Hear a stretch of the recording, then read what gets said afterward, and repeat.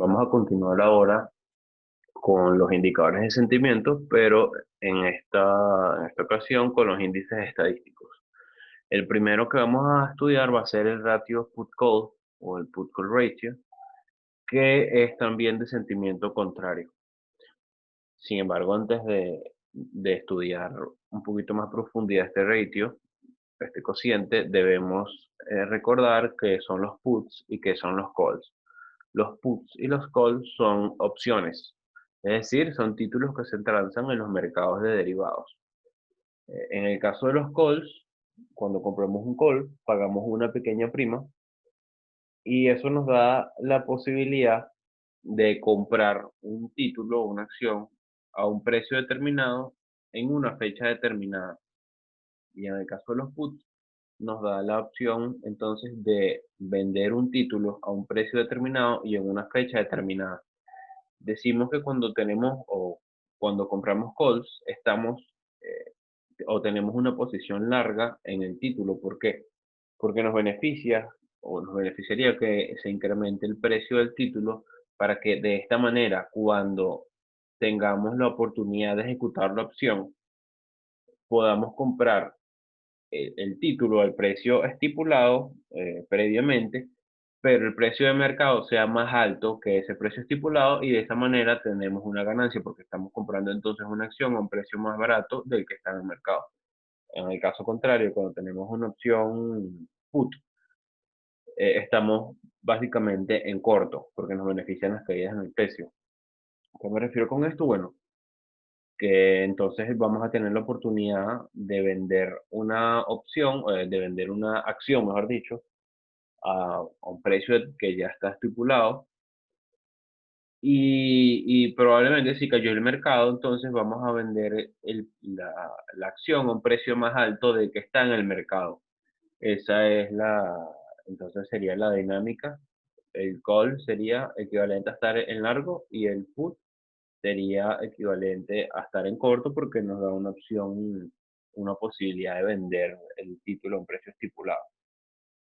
Entonces, presumiblemente, los inversionistas que compren opciones put están pesimistas con respecto al futuro del mercado y los que compran opciones call están optimistas porque, bueno, piensan entonces que los precios de las acciones van a subir y van a poder comprar entonces o ejecutar su opción a un precio menor que el que va a estar en el mercado en ese momento. En consecuencia, bueno, el ratio put call es el cociente entre el volumen de opciones put transadas y el volumen de opciones call transadas. Es decir, es pesimismo entre optimismo, básicamente. Cuando el ratio put call está por encima, muy por encima de uno, es porque hay un exceso de puts en términos relativos, es decir, el numerador es mucho más alto que el denominador y esto nos da un cociente entonces, un resultado por encima de uno.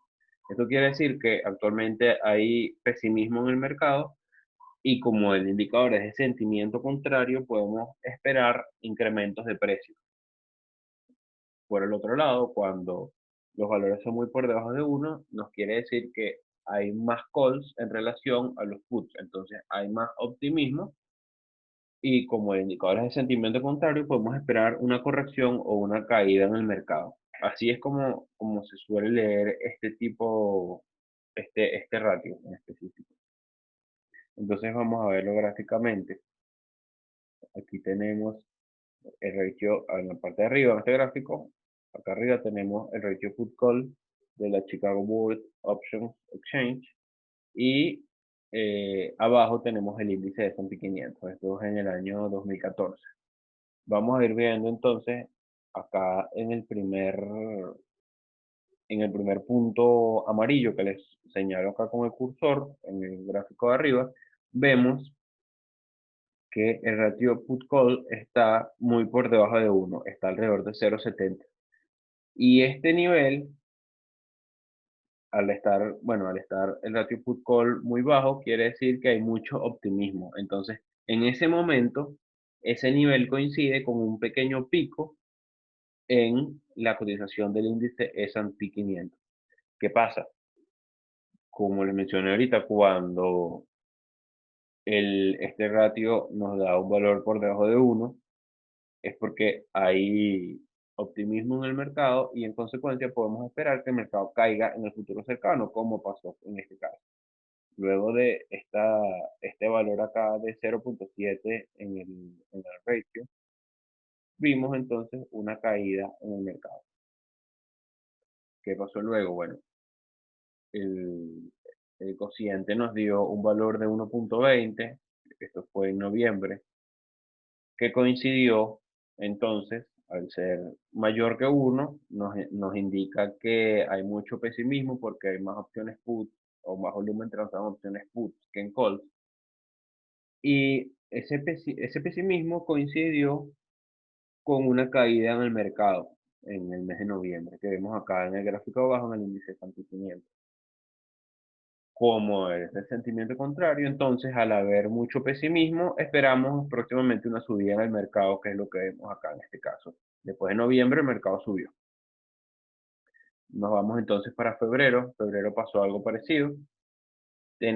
Tuvimos también un, un cociente put call de 1.20, es decir, pesimista, que coincidió con una caída en el mercado y posteriormente el mercado subió.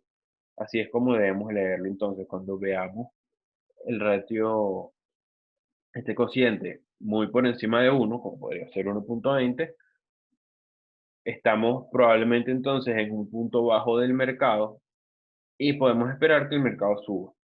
Puede ser el sentimiento contrario.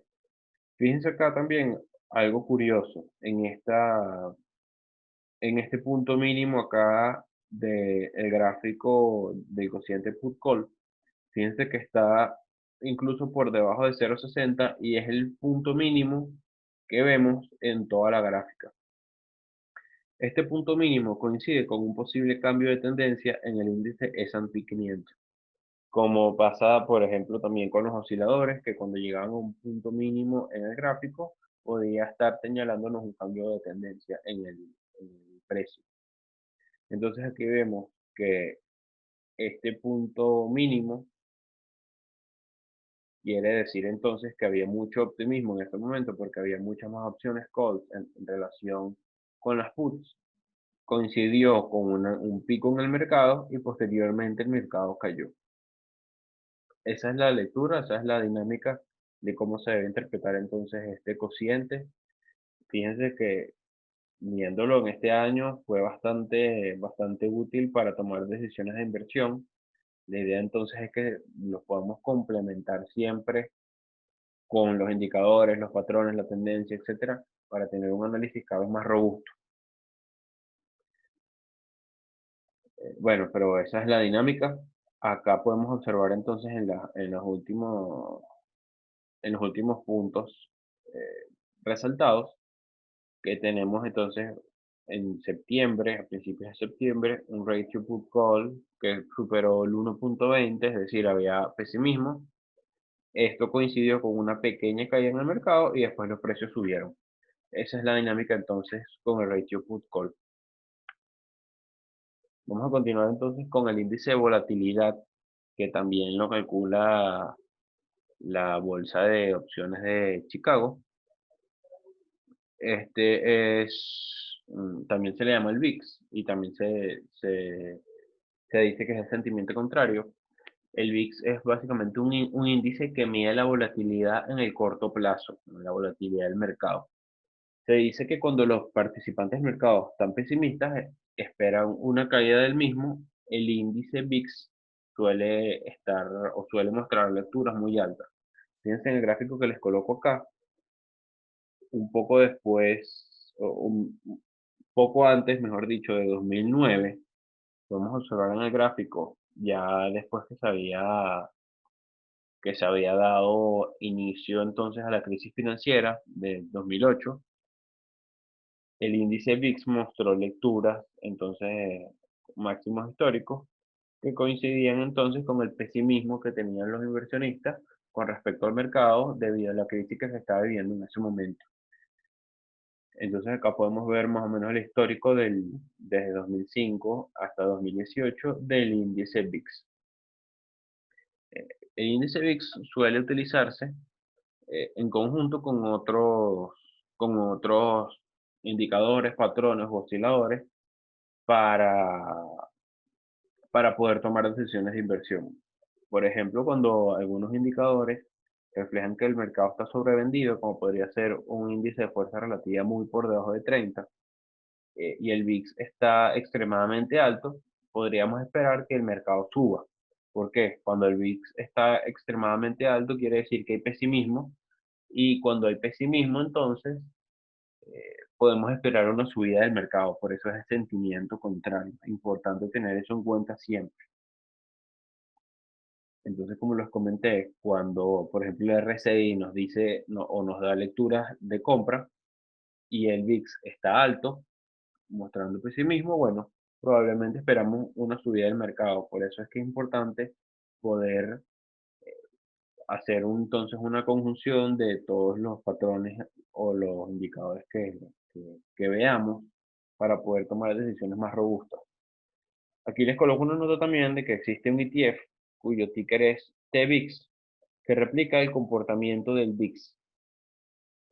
Esto nos permite ir en corto en el mercado al abrir una posición larga en el ETF. Es decir, cuando el mercado cae, las acciones de este ETF suben y cuando el mercado sube, las acciones de este ETF caen.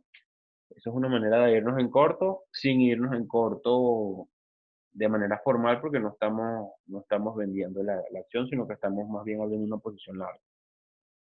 Esto le puede servir para alguien que se encuentre pesimista o que piense que el mercado va a caer en el corto plazo. Bueno, puede abrir entonces en su portafolio unas posiciones en el ETF del TVIX. Continuamos entonces con lo que sería la deuda de margen. Como,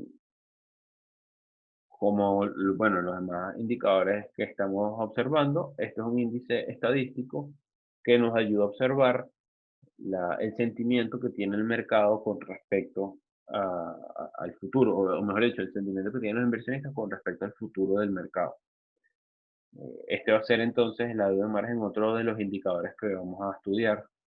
Como vimos entonces en la segunda semana de clases, algunos traders operan con dinero prestado por parte de su broker. Esto es apalancamiento el préstamo implica una deuda de margen. Cuando los mercados suben y llegan a nuevos picos, los traders intentan entrar al mercado con el objetivo de beneficiarse de ese rally. Algunos de estos que tratan de beneficiarse del rally obtienen préstamos de su broker con el objetivo de adquirir más acciones y magnificar sus ganancias, porque ellos observan entonces que en ese momento la tendencia es obviamente alcista. Al solicitar esos préstamos, se incrementan los niveles de deuda de margen y esto impulsa aún más las cotizaciones al alza porque incrementa la demanda básicamente. En algún momento los niveles de deuda de margen llegan a un tope porque los traders ya no tienen más posibilidades de endeudarse, ya que bueno, como vimos, cuando hay apalancamiento existe todo lo que sería el margen mínimo y bueno, hay un tope entonces en la proporción que se pueden endeudar estos traders. Cuando llega ese momento que la deuda de margen llega a un tope, entonces no pueden comprar más acciones ni pueden endeudarse más. Esto ocasiona básicamente que a esta subida del mercado que estábamos observando, se le acaba la gasolina y los precios comienzan a caer. Cuando estos precios comienzan a caer, se empiezan a realizar las llamadas de margen, porque los traders entonces tienen que colocar más dinero para aumentar su margen y que no se les liquide su cartera. Entonces, muchas veces estas llamadas de margen finalizan en que los traders vendan acciones y vayan tumbando aún más los precios. Entonces, básicamente, esto es un ciclo.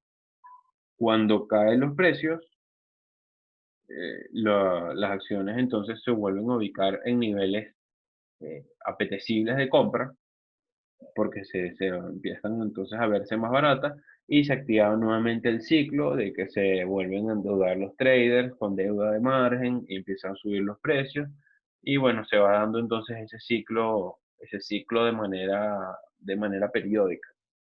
Entonces esto es lo importante de observar la deuda de margen como, como un indicador de sentimiento del mercado. A mayor deuda de margen, mayor optimismo hay entonces con respecto a una subida, y a menor deuda de margen, mayor pesimismo hay. Aquí vemos entonces la deuda de margen en el mercado estadounidense y el índice de S&P 500 entre el 97 y el 2019. Si se fijan, la correlación entre la deuda de margen, que la vemos en el gráfico como la línea punteada, perdón, como la línea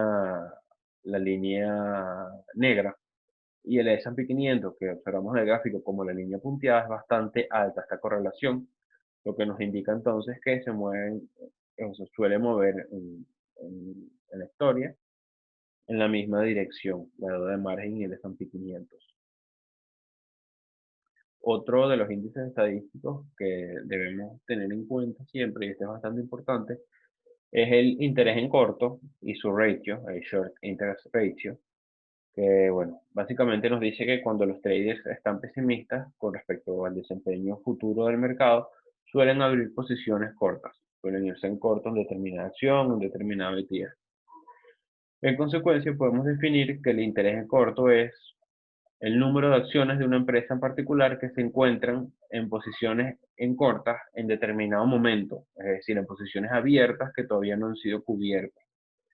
En Estados Unidos, la SEC, es decir, el ente regulador del mercado de valores, exige a los brokers publicar de manera mensual la actividad de interés en corto de sus clientes. Esta data se publica entonces por cada acción. Esta data también es procesada por los exchanges y se publica y luego es utilizada por los traders para obtener una idea del sentimiento del mercado, tanto, tanto del mercado como de alguna acción en particular. Es decir, si vemos alguna acción que tenga una cantidad importante con relación a su histórico de interés o de acciones en corto, podemos entonces concluir que que el sentimiento es pesimista con respecto a esta acción, debido a que las empresas tienen distintas cantidades de acciones en circulación. Se suele utilizar un ratio que hace comparable el interés en corto entre distintas acciones. No es lo mismo que observemos que la acción de Amazon, si Amazon, por ejemplo, tiene 10 acciones en circulación y tiene un interés en corto de 5 acciones, no es lo mismo verlo o ver esa cantidad de acciones que ver, por ejemplo, Netflix que tenga 10.000 acciones en circulación y tenga 2.000 en interés en corto. Entonces tenemos que sacar una comparación, un ratio que nos permita comparar entonces de manera que sean peras con peras y que sea quizás una comparación un poco más proporcional. Eso nos lo permite ver entonces el cociente de interés corto, que es básicamente el interés corto, es decir, la cantidad de acciones de una empresa que están en posiciones cortas, abiertas en un momento determinado, entre el volumen promedio diario que se transa de esa acción. De esta manera podemos comparar entonces el interés corto entre distintos títulos que tienen distintas cantidades de acciones en circulación. Bueno, existe un debate sobre cómo debe utilizarse y leerse el interés corto y su cociente. ¿Por qué? Algunos académicos y analistas opinan que si un gran número de acciones son vendidas en corto y en consecuencia el ratio de interés corto es alto, se debería esperar una caída en el precio, ya que el sentimiento sobre la acción es negativo, hay pesimismo pues con respecto al futuro cercano de esa acción. Por otra parte, están los contrarians, lo que le dan una lectura de sentimiento contrario, que argumentan que debido a que las posiciones cortas se abrieron y no se han cubierto todavía, el impacto negativo de esas posiciones cortas ya se sintió en el precio de la acción y en consecuencia el próximo movimiento de los traders que vendieron en corto será recomprar las acciones para cubrir su posición. Al recomprar las acciones, entonces incrementa la demanda y eso tiende entonces a incrementar el precio del título, generando que el precio, como les comenté, el precio de la acción suba y se produzca un fenómeno que se llama, en el caso del interés corto, se llama short squeeze. Aquí les menciono entonces el caso de Tesla, que es bastante curioso, para ver en práctica la definición del short squeeze. En febrero de este año, la acción de Tesla era una de las más shorteadas en el mercado en términos relativos, ya que aproximadamente el 20% de sus acciones en circulación estaban en corto, es decir, había un pesimismo importante con respecto a la acción de Tesla. Cerró entonces el primer trimestre del año y los resultados que dio la empresa fueron bastante buenos y batieron con bastante margen a las expectativas del mercado. ¿Qué pasa entonces cuando los resultados de la empresa baten a las expectativas del mercado? Bueno, el precio de la acción sube, ya que esas expectativas entonces empiezan a concretarse de forma de optimismo en el precio, empieza a subir el precio de la acción. Al subir el precio de la acción, todos esos traders que tenían posiciones en corto, es decir, que estaban entonces apostando contra la acción, tenían un sentimiento negativo, comienzan a acumular pérdidas, porque el precio evidentemente está subiendo y eso los perjudica. Al entonces continuar subiendo y subiendo el precio, los traders comienzan a acumular y acumular pérdidas, y esto genera que muchos de ellos opten por cubrir su posición en corto para cerrar entonces ese grifo de pérdidas que están teniendo en caso de que la acción continúe subiendo. Pero ¿qué pasa? ¿Cómo un trader que está en corto cubre su posición? Bueno, recomprando acciones. Y al recomprar acciones, hacen entonces o incrementan la demanda, haciendo entonces que el precio continúe subiendo aún más. Eso es lo que significa entonces short squeeze, que los incrementos de precio afectan a los traders que están en corto. Ellos tratan de cerrar sus posiciones para dejar de acumular pérdidas, aumentando entonces la demanda de acciones para cubrir sus posiciones y aumentando entonces aún más el precio de la acción. Eso sucedió con Tesla y entonces el precio de la acción pasó prácticamente de 400 y tantos dólares a casi 900 en un periodo de tiempo bastante corto. Gran parte de eso fue por la presión de la demanda que generó el short squeeze. Entonces, en consecuencia, los de sentimiento contrario observan el interés corto como una, un posible incremento de la demanda en el futuro del precio de las acciones y en consecuencia de, son interpretan el pesimismo como un posible incremento de precios en el futuro.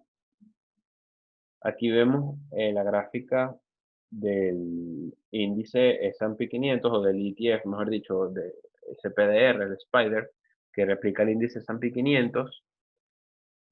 La vemos en verde y vemos su interés en corto en la gráfica o en la línea azul. Observamos entonces que cuando el interés en corto estaba bastante bajo, es decir, alrededor de diciembre, a finales de diciembre de 2019, la cotización del del ETF del Spider estaba entonces en un punto bastante alto. Y luego, después, naturalmente, de este pico comenzó a caer, entonces, lo que nos da una aproximación de cómo interpretar el interés en corto. Yo coincido con los de sentimiento contrario en que a mayor interés corto, mayor es el potencial incremento que tiene el precio de la acción, porque en algún momento ese interés corto o esos traders que están en corto van a tratar de cerrar sus posiciones, incrementando la demanda y en consecuencia subiendo los precios, pudiendo causar lo que se denomina como short squeeze, que pasó con Tesla durante este año.